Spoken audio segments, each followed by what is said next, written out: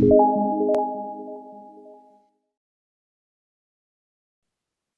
ज्ञानतिमिरन्धस्य ज्ञानाञ्जनशलाकया चक्षुरुन्मिलितं येन तस्मै श्रीगुरुवे नमः। श्रीचैतन्यमनोभीष्टं स्थापितं येन भूतले स्वयं रूपः कदा मह्यं ददाति स्वपदान्तिकम्। वन्देऽहं श्रीगुरौ श्रीयुतापदकमलं श्रीगुरून् वैष्णवांश्च श्रीरूपं साग्रजातं सगणा रघुनाथान्वितं सजीवम् साद्वैतं सावधूतं परिजनसहितं कृष्णचैतन्यदेवं श्रीराधा कृष्णपादान् सहगणललिता श्रीविशाखान्वितांश्च। नमो विष्णुपादाय कृष्णपृष्ठाय भूतले श्रीमते भक्तिवेदान्त स्वामिनिति नामिने। नमस्ते सारस्वते देवे गौरवाणी प्रचारिणे निर्विशेष शून्यवादी पाश्चात्य देशतारिणे। हे कृष्ण करुणा सिंधु दीनबंधु जगतपते गोपेश गोपिका कांत राधा कांत नमोस्तुते। तप्त कांचन गौरांगी राधे वृंदावनेश्वरी वृषभानुसुते देवी प्रणमामि हरिप्रिये। वाञ्छाकल्पतरुभ्यश्च कृपा सिन्धुभ्येव च पतितानां पावनेभ्यो वैष्णवेभ्यो नमो नमः। जय श्री कृष्ण चैतन्य प्रभु नित्यानंद श्री अद्वैत गदाधर श्रीवासादि गौर भक्त वृंद। हरे कृष्ण कृष्ण कृष्ण हरे हरे हरे राम राम राम हरे हरे। श्रील प्रभुपाद की जय। श्रीमद् भगवद गीता यथारूप श्रील प्रभुपाद जी के द्वारा इसमें तात्पर्य दिया गया है। तो आज हम पढ़ेंगे 11वें अध्याय के 48वें श्लोक से। न वेद यज्ञाध्ययनैर्न दानैर्न च क्रियाभिर्न तपोभिरुग्रैः एवं रूपः शक्यः नृलोके द्रष्टुम त्वदन्येन कुरु प्रवीर। हे कुरुश्रेष्ठ, तुमसे पूर्व मेरे इस विश्व रूप को किसी ने नहीं देखा, क्योंकि मैं न तो वेदाध्ययन के द्वारा न यज्ञ दान पुण्य या कठिन तपस्या के द्वारा इस रूप में इस संसार में देखा जा सकता। पिछले श्लोक से भगवान कृष्ण विराट रूप के माध्यम से संबोधित कर रहे हैं। उन्होंने विराट रूप के बाद से एक दिव्य रूप धारण किया, जिसमें शंख चक्र गदा पद्म उन्होंने धारण किए हैं, और उसके माध्यम से वो कह रहे हैं कि इस विश्व रूप को आज तक किसी ने नहीं देखा, क्योंकि भगवान वेद अध्ययन के द्वारा, न तो ज्ञान के द्वारा, यज्ञ के द्वारा, न दान के द्वारा, न पुण्य के द्वारा या कठिन तपस्या के द्वारा, इन सभी के माध्यम से या कर्म कांड के माध्यम से भगवान के विश्व रूप को देख पाना असंभव है। तो भगवान किस रूप में देख सकते, भगवान किस रूप में दिखाई देंगे, फिर हमें कैसे दिखाई देंगे, अर्जुन ने क्या क्या किया था ऐसा कि अर्जुन को भगवान ने विराट रूप के दर्शन कराए, क्योंकि इसके विषय में हम बहुत पहले चर्चा कर चुके हैं। तो इसके विषय में बहुत पहले से हम लोगों ने चर्चा किया था। भगवान कृष्ण स्वयं कहते हैं 4थे अध्याय में अर्जुन को कि भक्तोसी में सखा चेती रहस्य में तो दुखम, तुम मेरे भक्त हो, सखा हो, इसलिए मैं तुम्हें यह रहस्य उद्घाटित कर रहा हूँ। और ये भी एक रहस्य था, भगवान का ये जो रूप था ये भी एक विशेष रहस्य। रहस्य किसे कहते हैं? जो आज तक कभी किसी को समझ ना आया हो, या रहस्य वो चीज हो जो बहुत कम लोग जिसके विषय में जानते हैं। तो ये एक ऐसा रहस्य था जिसको आज तक किसी ने नहीं देखा था, न ही कोई इसे आगे देखने वाला था, क्योंकि भगवान कह रहे हैं कि भविष्य में भी इसको देखने के लिए शायद ही कोई देख सके, क्योंकि भगवान ने अर्जुन को दिव्य दृष्टि प्रदान की थी। उस दिव्य दृष्टि के माध्यम से अर्जुन भगवान के विराट रूप को देख पा रहे थे। अच्छा, भगवान ने ये दिव्य दृष्टि क्यों दी थी? क्योंकि अर्जुन भक्त थे। तो भक्ति के माध्यम से हम भगवान के इस विश्व रूप का दर्शन कर सकते हैं। मनुष्य भले ही इस कार्यों, तपस्या, दान, वेदाध्ययन आदि को करे, इन कार्यों को करे, किंतु जब तक अर्जुन की भांति भक्त नहीं होता तब तक वो विश्व रूप का दर्शन नहीं कर सकता। तो तात्पर्य में श्रील प्रभुपाद जी स्पष्ट रूप में बता रहे हैं कि जब तक आप भक्त नहीं बनेंगे, अर्जुन के समान आप जब तक भक्त नहीं बनेंगे, भगवान को शरणागत नहीं होंगे, भगवान को अपने आप को समर्पित नहीं करेंगे, तब तक भगवान अपने विश्व रूप को आपको नहीं दिखाएंगे।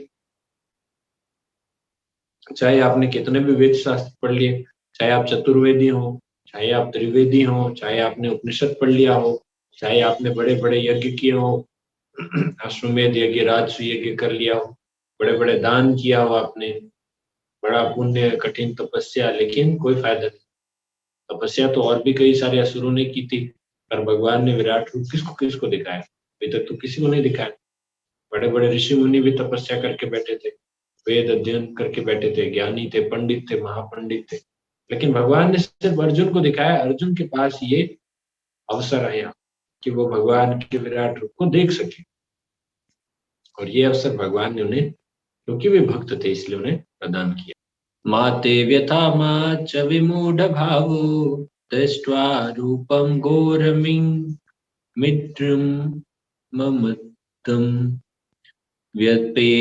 व्यपेतभिप्रीतमना पुनस्त्वं तदेव मे रूपमिदं प्रपश्य। तुम मेरे भयानक रूप को देखकर अत्यंत विचलित एवं मोहित हो गए हो। अब इसे समाप्त करता हूँ। हे मेरे भक्त, तुम समस्त चिंताओं से पुनः मुक्त हो जाओ। तुम शांत चित्त होकर अपना इच्छित रूप देख सकते हो। तो भगवान ने भयानक रूप दिखाया, पर साथ ही साथ भगवान ये जानते हैं कि भक्त मेरा चिंतित हो सकता है, मेरे भयानक रूप को देखकर, उसको देखकर डर सकता है। इसीलिए भगवान अपने भक्त के इच्छानुसार प्रकट भी होते हैं और उनके इच्छानुसार अपने रूप को वापस से वो समेट भी लेते हैं।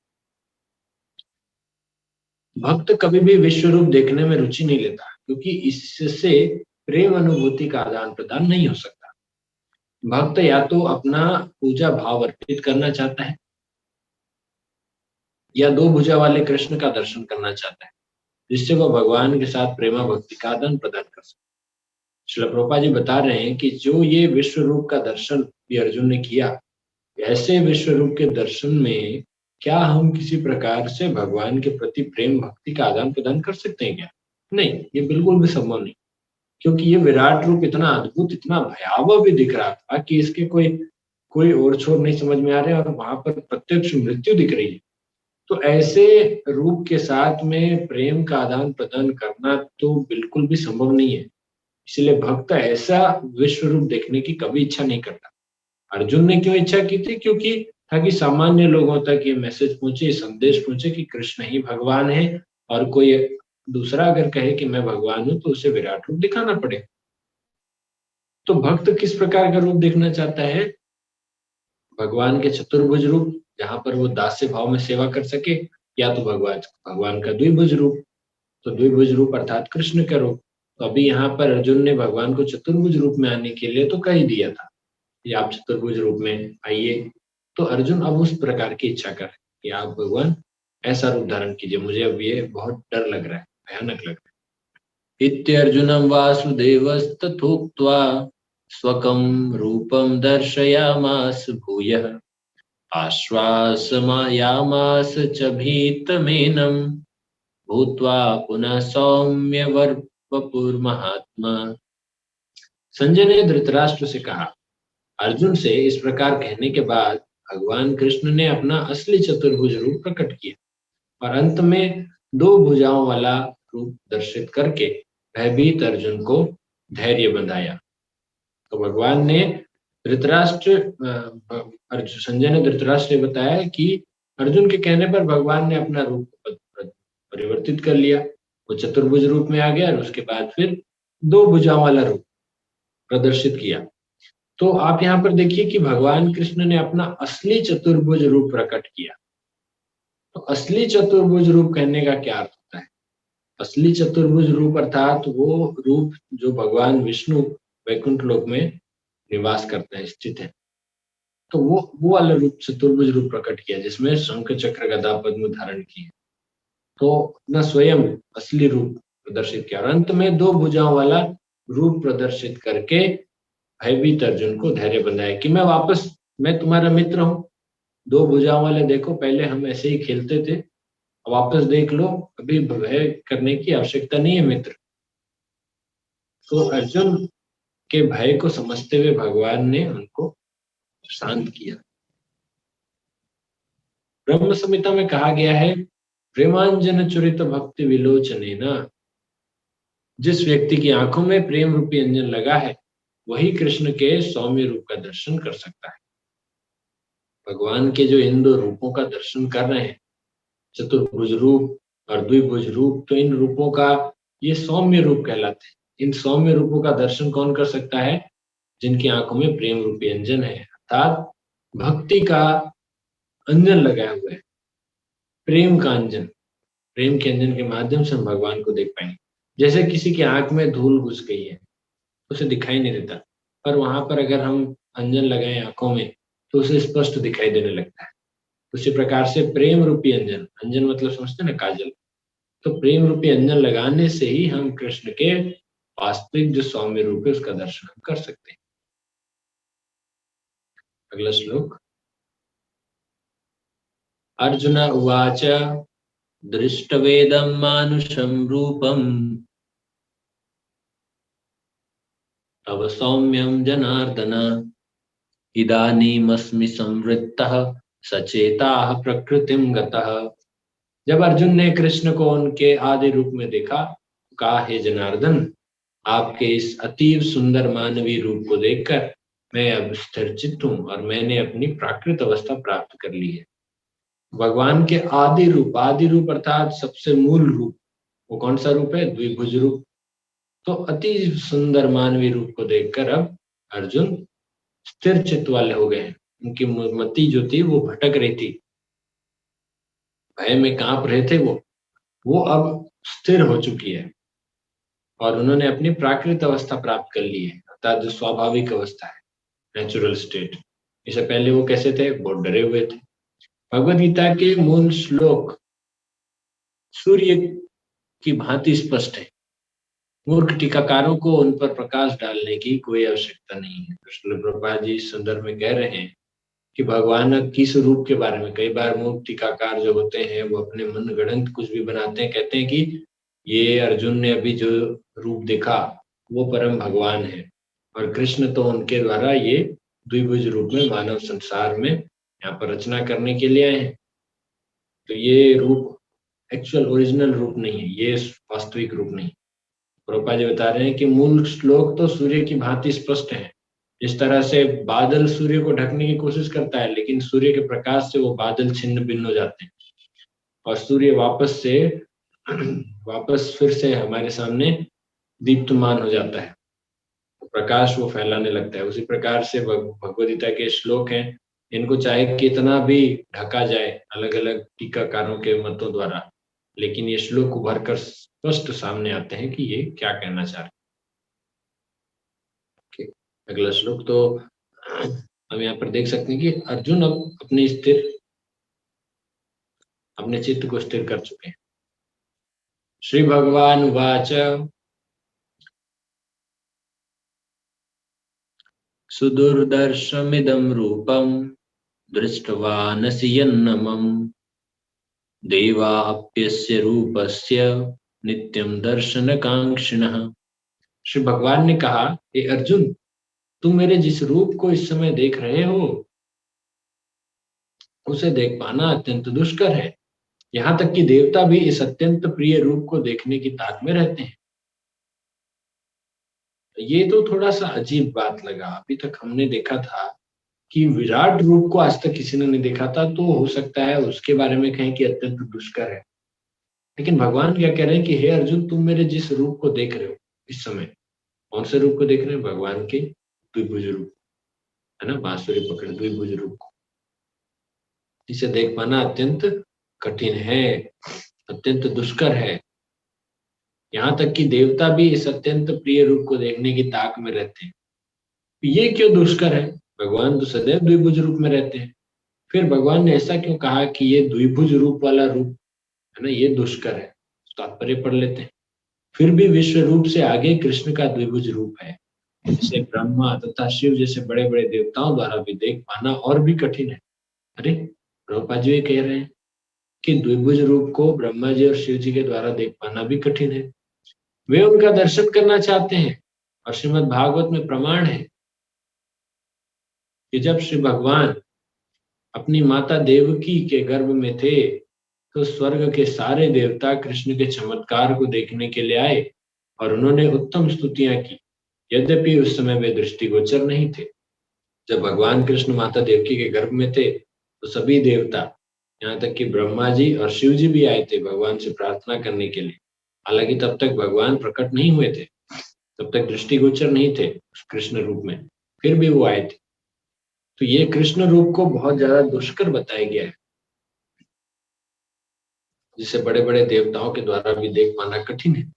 तो क्यों दुष्कर है, इस बारे में चर्चा करते हैं। क्योंकि भगवान का द्विभुज रूप ऐसा रूप है कि इस रूप को देखने के बाद भी लोग नहीं समझ पाते कि भगवान है।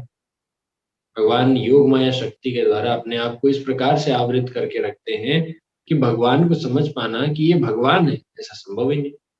देखने के लिए तो देखने के लिए तो दुर्योधन ने भी भगवान को देखा था, शकुनी ने भी देखा था, कर्ण ने भी देखा था, अश्वत्थामा ने भी देखा था, लेकिन क्या उन्होंने वास्तविक रूप से भगवान कृष्ण को देखा? उन्होंने तो कृष्ण को एक ग्वाले मात्र रूप में देखा। ये तो गाय चराता था पहले, ये तो एक यदुवंशी है, पर उन्होंने कभी भी कृष्ण को भगवान रूप में नहीं देखा। इसीलिए भगवान कृष्ण का द्विभुज रूप अति दुष्कर है, अति दुष्कर। जब भगवान कृष्ण सत्यभामा के साथ में स्वर्ग जाते हैं, वहां पर देवताओं के साथ युद्ध करते हैं, क्योंकि सत्यभामा को एक पुष्कर एक एक एक पारिजात वृक्ष चाहिए था।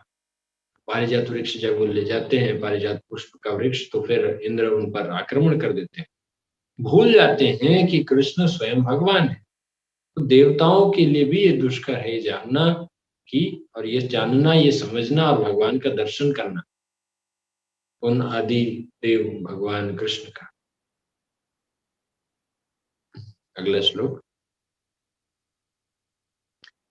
नाहं वेदैर्न तपसा नाहं वेदैर्न तपसा न दानेन चेच्यया शक्य एवं विधो द्रष्टुम दृष्टवानसि मां यथो। तुम अपने दिव्य नेत्रों से जिस रूप का दर्शन कर रहे हो, उसे न तो वेदाध्ययन से, न कठिन तपस्या से, न दान से, न पूजा से ही जाना जा सकता। कोई इन साधनों के द्वारा मुझे मेरे रूप में नहीं देख सकता। नहीं वे लोग कृष्ण को समझ सकेंगे जो औपचारिक पूजा करने के लिए मंदिर जाते हैं। वे भले ही वहां जाते रहें, वे कृष्ण के असली रूप को नहीं समझ सकेंगे। कृष्ण को तो केवल भक्ति मार्ग से समझा जा सकता है। तो ये जो स्टेटमेंट था अभी थोड़ा देर पहले भगवान ने अपने विराट रूप के बारे में बताया था, और इस रूप के बारे में भी कह रहे हैं कि जिसने, तुम अपने दिव्य नेत्रों से जिस रूप का दर्शन कर रहे हो, अर्थात भगवान के इस द्विभुज रूप का भी वो दिव्य रूप से, दिव्य नेत्रों से दर्शन कर रहे हैं। तो इस प्रकार के रूप को वेदाध्ययन, कठिन तपस्या, दान, पूजा इससे नहीं जाना जा सकता। भगवान कह रहे हैं कि मुझे केवल भक्ति के माध्यम से समझ सकते हैं। ये बड़ा कठिन है कि आप किसी और तरीके से और कुछ उपकरणों से, लोग तो आजकल उपकरणों से भगवान को ढूंढना चाहते हैं। लोग तो टेलीस्कोप लगा के, माइक्रोस्कोप लगा के, अलग अलग प्रकार के नैनोस्कोप लगा के भगवान को ढूंढना चाहते हैं। लोग लार्ज हेड्रॉन कोलाइडर उन्होंने लगाकर गॉड पार्टिकल ढूंढना था, और भी वो चाहते थे कि भगवान को हम कैसे ढूंढे, भगवान के अस्तित्व को हम कैसे जाने। तो लोग इनके द्वारा ढूंढना चाहते हैं, जब जब यहाँ पर स्पष्ट रूप से कहा गया है कि आपको इसके लिए दिव्य नेत्रों की आवश्यकता होगी। इसे वेदाध्ययन, तपस्या, ज्ञान, ज्ञान के द्वारा, यज्ञ के द्वारा, दान पुण्य के द्वारा, इसके द्वारा हम नहीं जान सकते। ये भक्ति के माध्यम से ही भगवान हमें दृष्टिगोचर होंगे। भक्त्या त्वनन्या शक्य अहमेव विधोर्जुन ज्ञातुं द्रष्टुं च तत्त्वेन प्रवेष्टुं च परन्तप।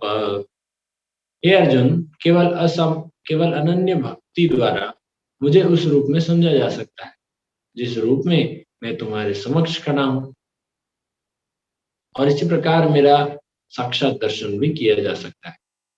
केवल इसी विधि से तुम मेरे ज्ञान के रहस्य को पा सकते हो। भगवान कह रहे हैं कि अनन्य भक्ति, इसमें 2-3 चीज़ महत्वपूर्ण है जानने के लिए इस अनुवाद में।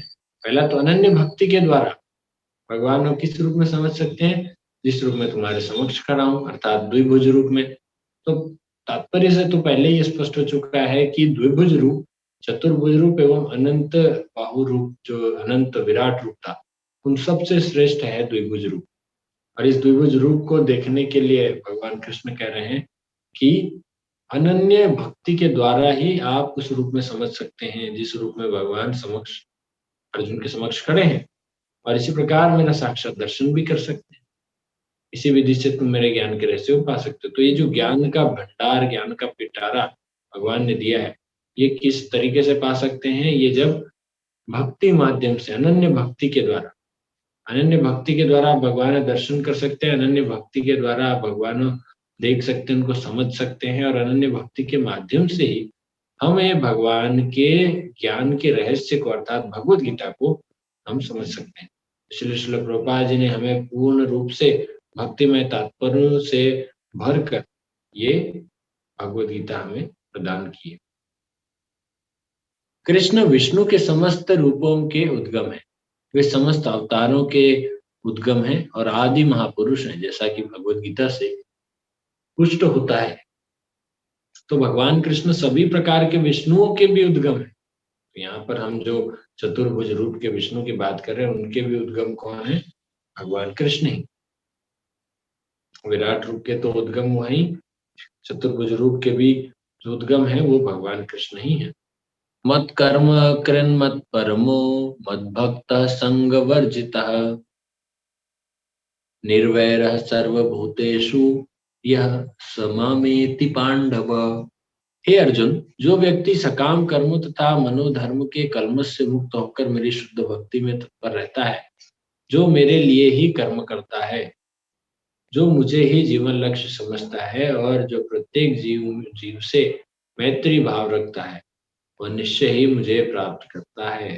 तो सकाम कर्म एवं मनोधर्म के कल्मश से, ये दोनों प्रकार के कल्मश हैं, एक तो सकाम कर्म और दूसरा मनोधर्म। तो खुद की इच्छा से कुछ मनोधर्म को कल्पना से करना, और एक दूसरा है कि सकाम कर्मों से। तो इन दोनों, ये दोनों कल्मश बताए गए, इन दोनों के कल्मश से मुक्त होकर मेरी शुद्ध भक्ति में तत्पर रहता है, भगवान की शुद्ध भक्ति में तत्पर रहता है एक भक्त, जब वो इन दोनों चीजों से दूर हो जाता है, सकाम कर्म एवं मनोधर्मों से, मनगढ़ंत चीजों से, काल्पनिक चीजों से, इनसे जब दूर हो जाता है, तो वो भगवान की शुद्ध भक्ति में तत्पर रहता है। जो मेरे लिए कर्म करता है, जो मुझे जीवन लक्ष्य समझता है, और जो प्रत्येक जीव से मैत्री भाव रखता है, वह निश्चय ही मुझे प्राप्त करता है। तो इस श्लोक में हमें थोड़े बहुत भगवान के भक्तों के लक्षणों के विषय में तो पता चला है, लेकिन अगले अध्याय में, 12वें अध्याय में विशेष रूप से भगवान भक्तों का गुणगान करेंगे कि भक्तों में कैसे कैसे गुण होते हैं। फिलहाल यहाँ पर कहा गया है कि प्रत्येक जीव से मैत्री भाव रखता है। कौन कौन रख सकता है प्रत्येक जीव से मैत्री भाव? एक भक्त ही। और भगवान को ही अपना जीवन लक्ष्य समझता है। ब्रह्म संहिता में कहा गया है कि जो प्रेम या भक्ति भाव से कृष्ण के श्याम सुंदर रूप के प्रति आसक्त है, वे सदैव उन्हें अपने हृदय में देख सकते हैं और कुछ भी नहीं देख सकते। अतः मनुष्य को समझ लेना चाहिए कि इस 11वें अध्याय का तात्पर्य यही है कि कृष्ण का रूप ही सर्वोपरि है एवं परम सार है।